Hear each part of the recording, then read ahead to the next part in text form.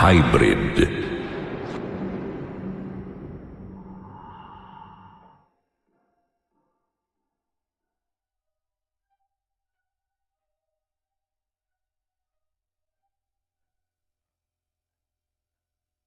Magandang araw po sa inyong lahat, lalong-lalo na po sa inyo, Sir Jupiter. Ako po si Myla, 28 anyos at may 2 anak na. Hindi ko na po sasabihin kung saang parte sa Marinduque nangyari yung mga karanasan ni Lolo, bilang paggalang na rin po sa mga nakatira ngayon doon. 10 taon ako nang ikwento po sa akin ni Lolo Antonio ang tungkol sa kabataan niya. May nobya daw po noon si Lolo. Sa pagkakatanda ko, ang pangalan ng babae ay Leona. Maganda raw po talaga yung babae. Mahaba yung buhok na may pagkakulot, tapos morena. Malingkinitan din daw po yung katawan, kaya marami ring nagkakagusto dun sa babae at naiinggit kay Lolo. Madalas pa nga daw pong kuhanin si Leona bilang Reyna Elena tuwing pista sa baryo nila. Hindi din naman po katakatakang maraming nanliligaw noon kay Leona. Pero hindi din naman daw po pumapayag noon si Lolo na maagaw ng iba yung nobya niya. Sa katunayan nga po niyan, si Leona daw po yung first love ni Lolo. Malaki po talaga ang pagkagusto ng lolo ko noon kay Leona, kahit noong mga bata pa daw po sila. Madalas pumupunta pa siya sa kabilang baryo para lang makita si Leona.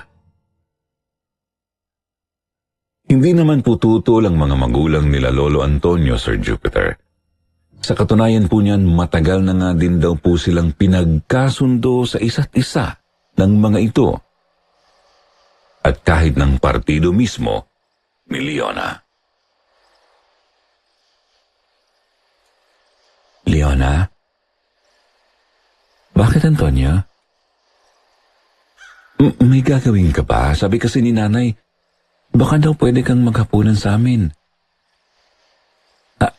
Hindi naman kita pinipilit. Nagbabaka sakali lang ako kung pwede ka ba.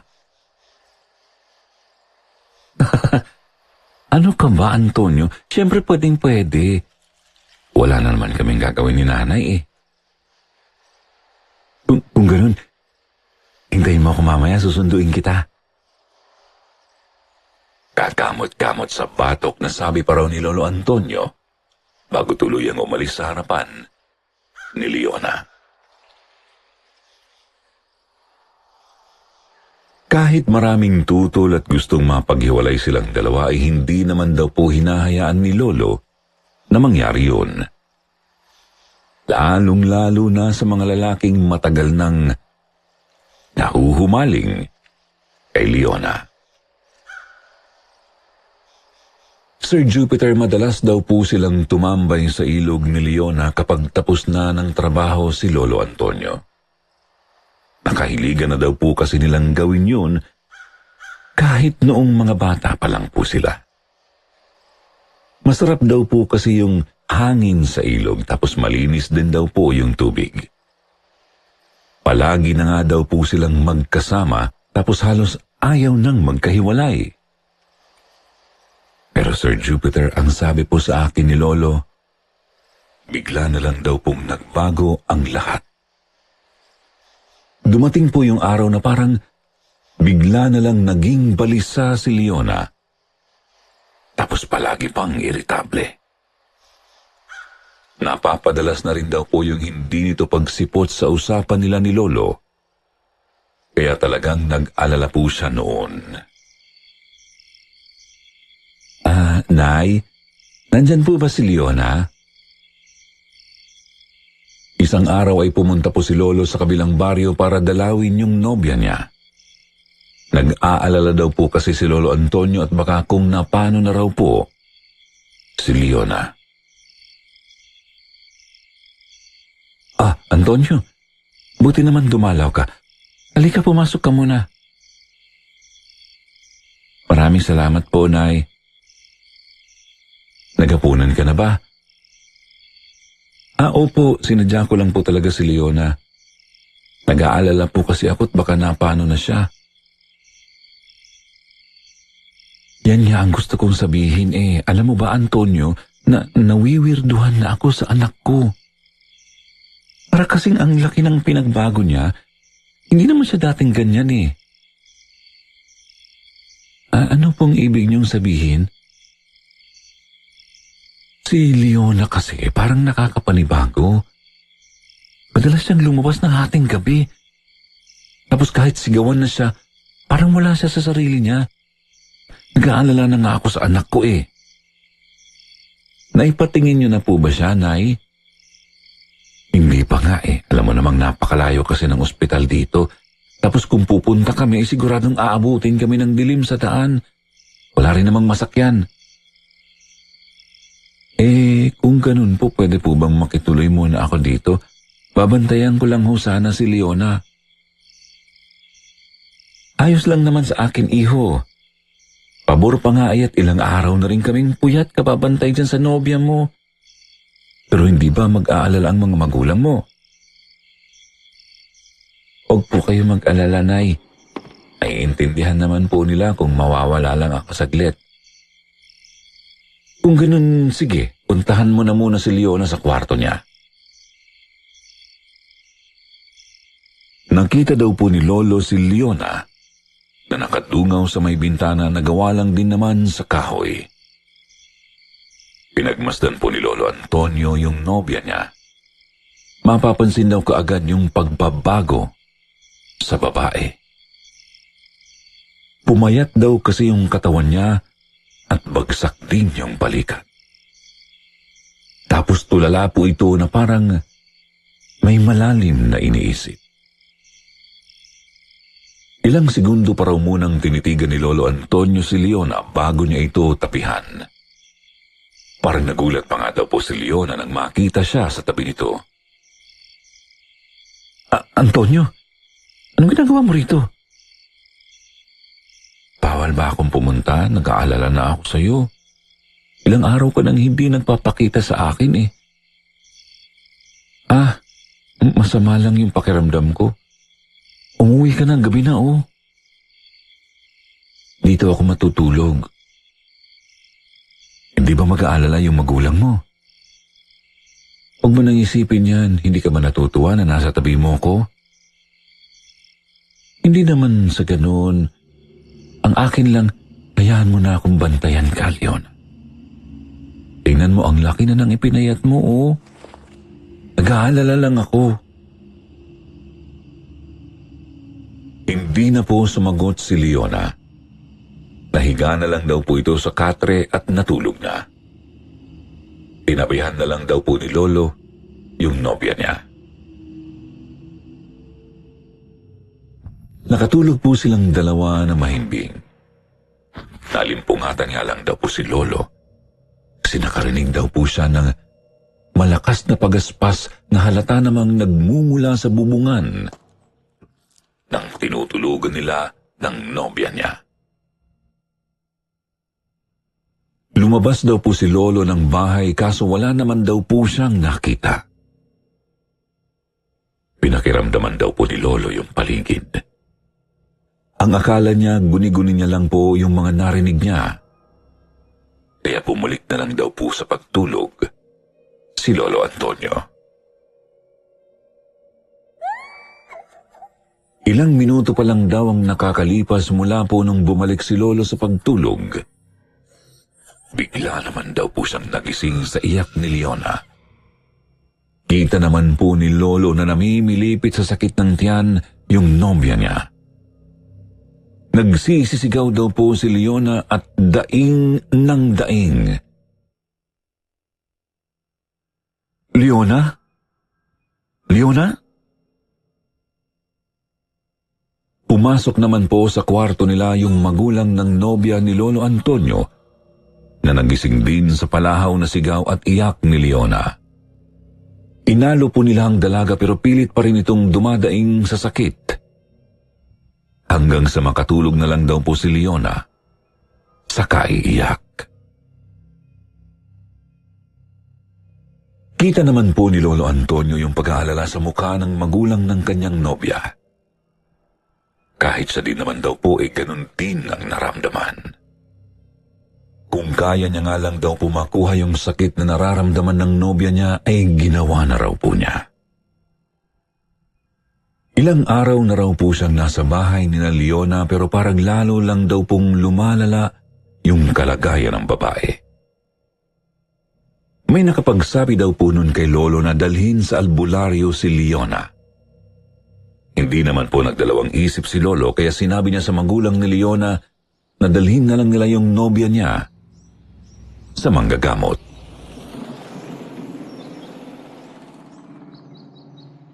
Kinabukasan ay sinamahan po ni Lolo Antonio si Leona sa manggagamot sa kanilang lugar. Kasama si Mang Delfin, ang tatay ni Leona. Lubak-lubak pa raw po yung daan papunta sa bahay ng matandang manggagamot tapos marami kang madaraan ng malalaking puno. Pagdating daw po ni na Lolo Antonio doon, halos mapanganga po sila sa laki ng bahay nung matanda. Parang mansyon na nga daw po kahit yung gate o bakod pa nga lang po ay sobrang laki na raw. Matataas din daw po yung pader na kapalibot sa bahay nung matanda. Kaso, mukhang napapabayaan na nga lang daw po yung bahay kasi halatang hindi na pinapaayos pa. Pumasok po sina Lolo sa bahay ng albularyo. Maayos naman daw po yung loob ng bahay kahit na halatang makaluma din yung mga kagamitan. Pero nakakaramdam daw po siya ng panlalamig ng katawan noon. Tapos bigla-biglang nagsisitaasan yung mga balahibo niya. Nagkatitigan daw po noon sina Lolo at Mang Delfin. Parang ganoon din naman daw po yung nararamdaman nito. Maupo kayo. Bigla pong may nagsalita sa likuran nila. Nagulat pa nga daw po si Lolo sa pagsulpot nung matanda. Hindi daw po kasi naramdaman man lang ni Lolo yung presensya nung matanda. Kayo ho ba yung albularyo? Tanong pa raw ni Mang Delfin doon sa matandang bigla na lang sumulpot. Tinanguan lang naman daw po sila nung matanda tapos naupo na rin ito. Nagumpisa na raw pong gamutin ng matanda si Leona. Inawakan daw po ng matanda yung noo nito, tapos parang may ibinubulong pa raw yung matanda. Kumuha daw po yung matanda ng palangganang may lamang tubig sa kantila. Itinapat pa raw po ng matanda yung kantila sa palangganang may tubig pero hindi pa rin ito tumitigil sa pagbulong. Ilang oras pa raw pong ginawa ng matanda yun bago siya tumigil. Pagkatapos po, hinawakan daw ng matanda yung kamay ni Leona bago bumulong na naman. Napapakunot noon na nga daw po si Lolo noon. Kung makatingin daw po kasi yung matanda sa nobya niya ay parang may gustong gawin na hindi lang nito magawa dahil nandun sila ni Mang Delfin. Kung hindi nga lang daw po siya pinipigilan ni Mang Delfin ay baka nasapak niya na nang wala sa oras yung matandang manggagamot. Maya-maya daw po, binalingan nung matanda si Lolo Antonio bago siya biglang itinuro. Ikaw? Ako ho? Bakit ho? Ingatan mo tong nobya mo. Tumango lang daw po si Lolo, tapos ibinilin po nung matanda na huwag masyadong palabasin si Leona hanggat maaari. Palagi daw pong tignan yung mga kinikilos nito at marami pa pong iba. Tinanong po nila kung anong sakit ni Leona, pero ang sabi lang po nito nabalis lang daw.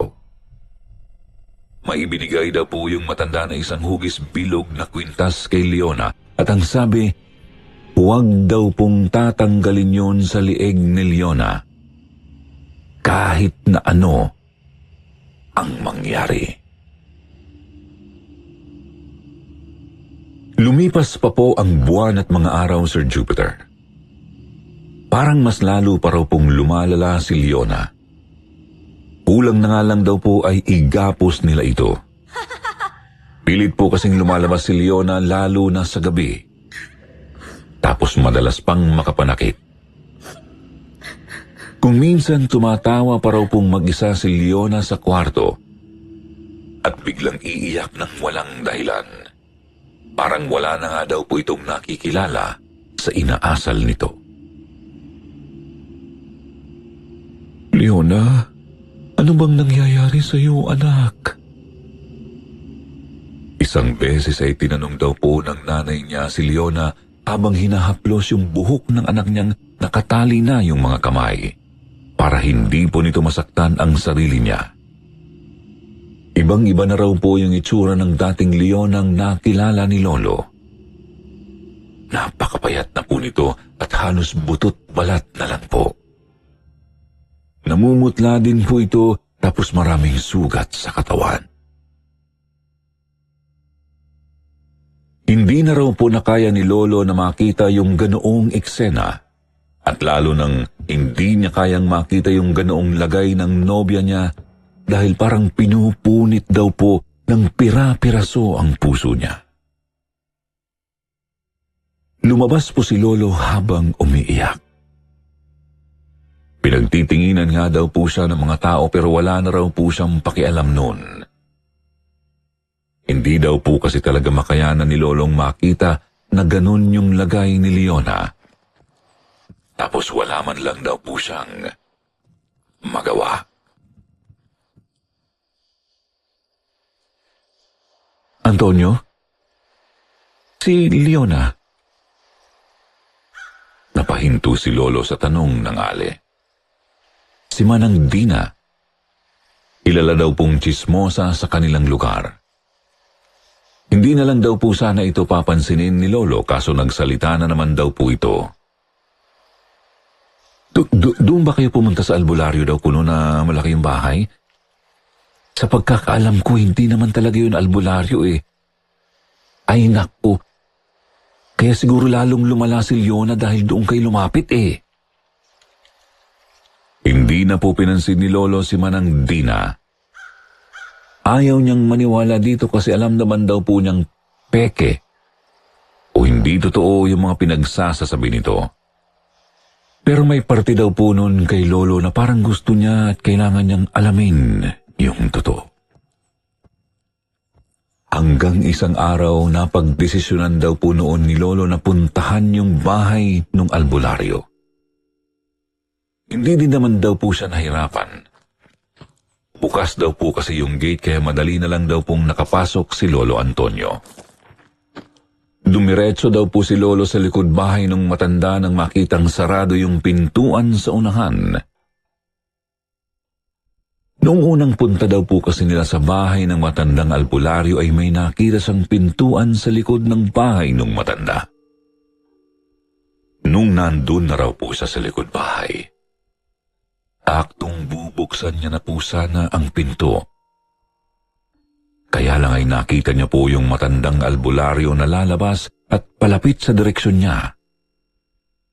May katabi po kasing maliit na bintana yung pintuan sa likod, kaya makikita kaagad yung loob. Nagmadali pa raw po noon si Lolo na maghanap ng tataguan at sa kabutihang palad ay may nakita daw po siyang malaking puno na pwede niya pong pagtaguan. Habang nagtatago daw noon si Lolo, Sir Jupiter, nakita niyang napapakunot na upo yung matanda. Tapos parang may hinahanap. Ang akala niya nga daw po ay nakita siya nung matanda. Pero maya-maya daw po pumasok na ito ulit sa loob. Kinikilabutan na rin daw po si Lolo noon Nagtatayuan na ang bawat hibla ng balahibo niya. Kanina pa kasi siya nakakarinig ng parang may nagwawala sa ilalim ng lupa. Umaangil. Umihiyaw na parang leon. Nakahanap po ng tiyempo si Lolo para makasunod sa matandang albularyo papasok ng bahay. At mabilis po siyang nakapagtago sa aparador nang hindi gumagawa ng ingay. Sumilip po si Lolo sa may siwang ng aparador. Pinagmamasdan lang daw po niya yung ginagawa ng matanda. Hanggang sa nakita daw po ni Lolo at tinatanggal nito yung carpet sa sahig. Nagulat po si Lolo nang makitang may parang pintuan pala sa ilalim noon. Nakita daw po ni Lolo Antonio na pumasok yung matanda sa loob. Pagkapasok po ng matanda, lumabas na raw po kaagad si Lolo sa pinagtataguan niya tapos umalis na siya sa lugar na yon.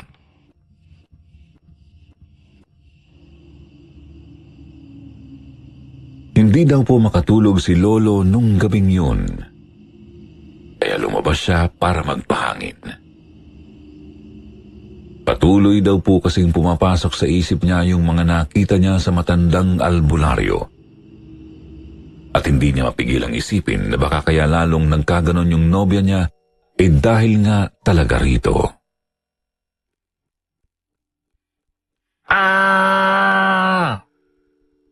Nagulat daw po si Lolo nang bigla niyang marinig na sumigaw si Leona. Kaya dali-dali po siyang pumunta sa kwarto nito, sa kanya binuksan yung ilaw. Gulat na gulat daw po si Lolo at parang natuyuan ng laway.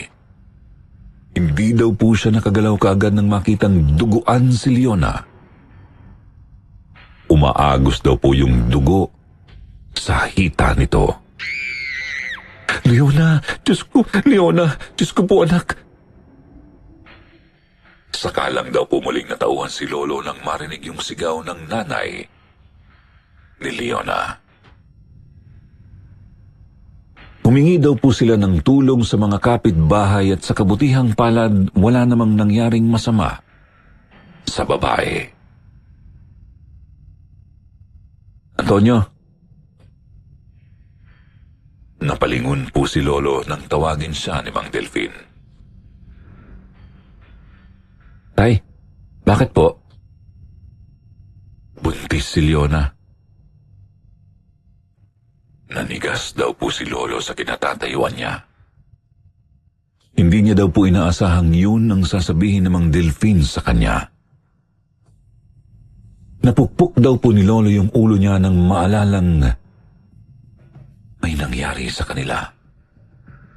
Isang beses noong makipagkita siya kay Leona, galing sa trabaho nang nakainom siya ng alak. Oh? Naagasan yung anak ko, Antonio. Wala na yung anak niyo. Para daw pong pinagbagsakan siya ng langit at lupa. Nasa po na lang daw po ni Lolo yung mukha niya tapos hindi niya daw po mapigilang maiyak. Buntis daw po si Leona at hindi niya man lang alam. Ni hindi niya man lang daw po nayakap yung anak niya o napangalanan.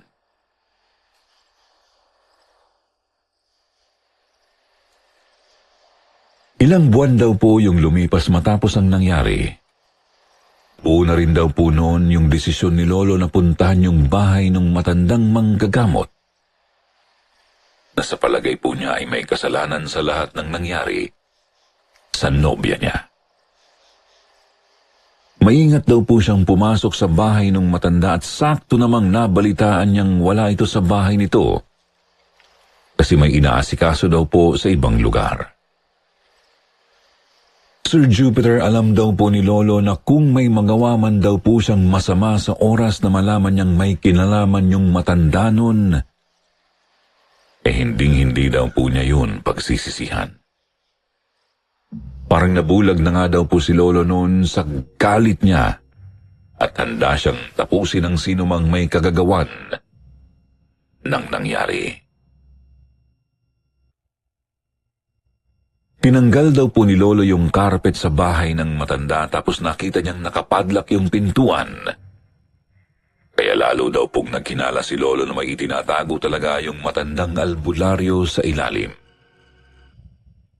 Naghanap daw po si Lolo ng gagamitin para masira yung lock at nagtagumpay naman po si Lolo nang tuluyan niya po iyong mabuksan. Maliwanag daw po doon sa ilalim. Malawak at malinis. Pero hindi daw po tumigil yung sigaw at angil na naririnig ni Lolo na parang galit na galit at may gustong kumawalang kung ano roon. Malalim daw po ang boses ng sumisigaw kaya hindi malaman ni Lolo kung ano yun. Hinanap daw po ni Lolo yung ingay sa ilalim. Hanggang sa may nakita siyang nilalang na napakatangkad at sobrang laki ng katawan.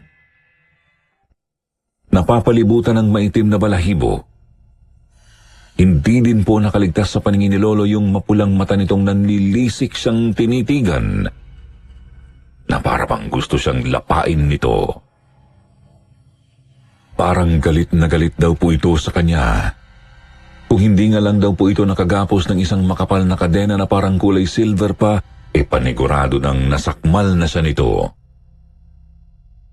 Napaupo daw po nun si Lolo sa lupa. Nanginginig daw po yung buong katawan niya. Halo-halong emosyon din daw po yung nararamdaman ni Lolo nung araw na yun. Hanggang sa may magsalita po sa likod niya. Anong ginagawa mo rito, bata? Ikaw. Kaya ba nagkaganon si Leona? Ito ba yung tinatago mo, ha? Anong kinalaman ng halimaw na yan sa nangyari sa nobya ko? Huminahon ka muna. Paano ako hihinahon, ha? Namatayan ako ng anak. Ang nobya mo, matagal nang sinusundan nitong ani-ani. Ano? Ani-ani? Kalahating kapre at kalahating aswang. Sila ang mga ani-ani. Natipuhan niya ang nobya mo. Kaya niya ito sinundan, pinaglaruan.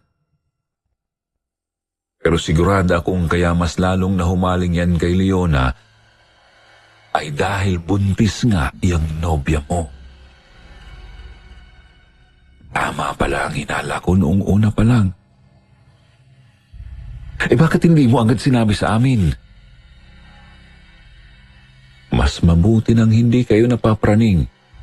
Tulad ngayon. Halos hindi ka na makatayo sa takot. Pangising-isi pa po yung albularyo sabay turo doon sa sinasabi daw po nitong kalahating kapre at aswang na kung tawagin ay ani-ani. Sabi ko nga po kay Lolo noon, para siyang hybrid. Alam mo, binigyan ko naman ng pangontra yung nobya ko. Kaso masyadong makulit tong aswang na to, kaya ikinulong ko na lang. Bakit hindi mo pa pinatay? Di sana buhay pa yung anak ko. Hindi ko pwedeng gawin yun. Yun ang sinumpaan kong panata bilang manggagamot. Hindi ako pwedeng pumatay ng kahit anong nilalang, kahit na isang halimaw pa yan. Kundi ay mawawalan ng bisa ang binigay sa aking basbas kapag nabahidan ng dugo ang mga kamay ko. Napatingin daw po si Lolo doon sa ani-ani na nagwawala. Nabuo na naman daw po yung galit sa puso ni Lolo at sigurado na raw po nun si Lolo na papatayin niya yung aswang na sanhi ng pagkamatay ng anak niya. Sandali. Kung papatayin mo ang aswang na yan, siguraduhin mong tutuluyan mo. Kung ayaw mong balikan ka, ng mga kalahi niyan. Hindi na raw po pinansin ni Lolo yung manggagamot, tapos tinuluyan niya na lang yung ani-ani. Pinahirapan daw po muna ni Lolo yun bago niya tuluyang patayin. Nasugatan pa nga daw po siya sa may pisngi. Nakawala po kasi yung isang kamay nito sa pagkakagapos dahil sa sobrang galit kay Lolo. Kaya nadaplisan po si Lolo sa may pisngi. Sinasabi rin naman daw po ng albularyo kung saan niya ito dapat patamaan nang pinairam nito sa kanyang itak. Doon sa malalambot na parte ng katawan ng ani-ani. Sa leeg, sa ilalim ng ilong, sa mata, at sa bumbunan. Hanggang sa tuluyan na po itong bumagsak sa harap niya. Naghihingalo na raw po ang ani-ani ng tigilan ito ni Lolo. Pero bago niya ito tuluyang iniwan ay itinarak niya muna sa dibdib nito ang itak na hawak niya at sinigurado niyang sasagad yon hanggang sa puso ng halimaw na nambiktima kay Leona. Lumipas daw po yung mga buwan, pumanaw na rin daw po si Leona dahil sa sakit niya. Wala na raw pong nagawa nun si Lolo kundi tanggapin na wala na yung unang babaeng minahal niya. Sa huli, nakapag-asawa po si Lolo ng panibago at kalaunan ay nagkaanak sila hanggang sa magkaapo. At isa po ako sa apo ni Lolo Antonio, Sir Jupiter. Isa po ang kwentong ito sa pinakapaborito kong napakinggan sa dinami-dami ng mga kwentong narinig ko sa buong buhay ko. Siguro ay dahil mismong ang lolo ko po ang nakaranas nito. Kaya sana po ay nagustuhan niyo rin ang pagbabahagi ko nito kahit na hindi naman po ako ganun kagaling magkwento. Maraming salamat po sa lahat ng nakinig at makikinig pa lang. Sana po ay pagpalain kayo ng Panginoon. Paalam.